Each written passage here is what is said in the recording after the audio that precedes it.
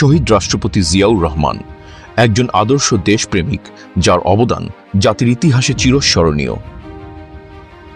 আজ 19শে জানুয়ারি আমরা কৃতজ্ঞচিত্তে স্মরণ করছি সেই মহান নেতাকে, যিনি দেশ ও জাতিকে দিয়েছিলেন নতুন আশার আলো।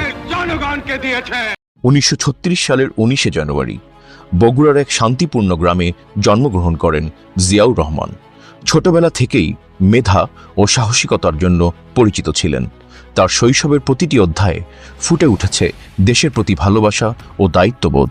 1971 সালের মহান মুক্তিযুদ্ধে তার অবদান জাতি কখনোই ভুলতে পারবে না।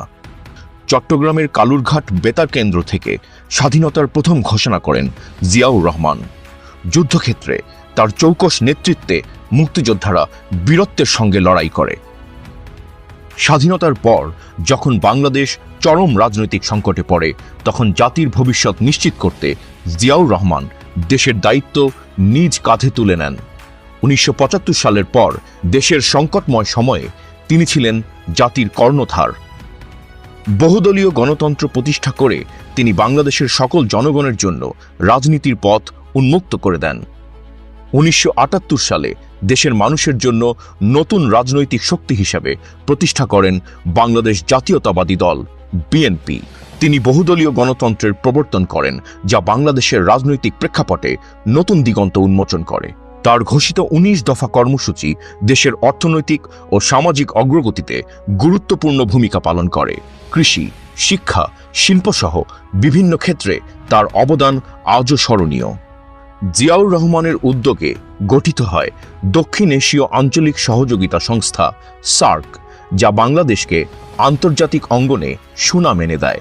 তার নেতৃত্বে বাংলাদেশ বিশ্ব দরবারে পরিচিতি লাভ করে। শহীদ জিয়াউর রহমানের স্মৃতির প্রতি আমরা বিনম্র শ্রদ্ধা জানাই।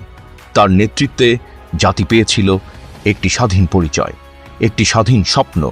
তার ত্যাগ ও আদর্শ আমাদের চলার পথে আলোকবর্তিকা হয়ে থাকবে। আমরা তার দেখানো পথ ধরে এগিয়ে যাব একটি গণতান্ত্রিক ও ন্যায়ভিত্তিক সমাজ প্রতিষ্ঠার লক্ষ্যে। আজ তার জন্মবার্ষিকীতে আমরা তার প্রতি গভীর শ্রদ্ধা জানাই। তার নেতৃত্ব, তার স্বপ্ন আজও আমাদের পথ প্রদর্শন করে। বিএনপি সবসময় জিয়াউর রহমানের আদর্শ ধারণ করে দেশ ও জনগণের জন্য কাজ করে যাবে।